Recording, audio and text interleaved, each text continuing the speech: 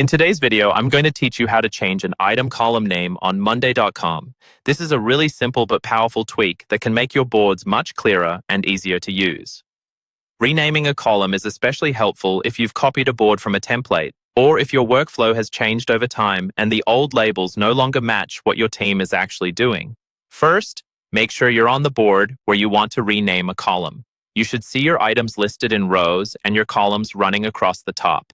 Each column has a header, which is the label that explains what kind of information is stored in that column, like status, owner, or due date. To begin, move your mouse to the top of the column you want to rename and click directly on the text of the column header. Don't click the three-dot menu or the space around it. You want to click exactly on the text itself.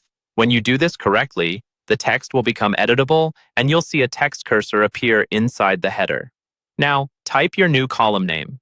Take a second to choose something clear and descriptive. For example, instead of a vague name like notes, you might use client feedback or internal comments, depending on what the column is really being used for.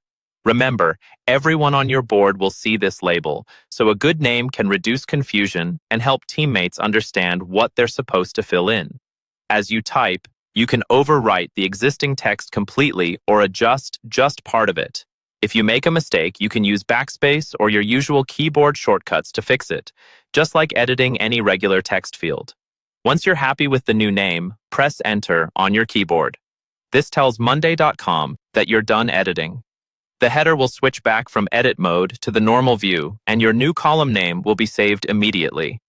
You don't need to click a separate save button. Monday.com updates it automatically. If for any reason you don't like the new name, you can repeat the same steps and change it again at any time. That's all there is to it. Click directly on the column header text, type your new name, and press Enter. With just a few seconds of work, you can keep your boards organized, readable, and aligned with how your team actually operates.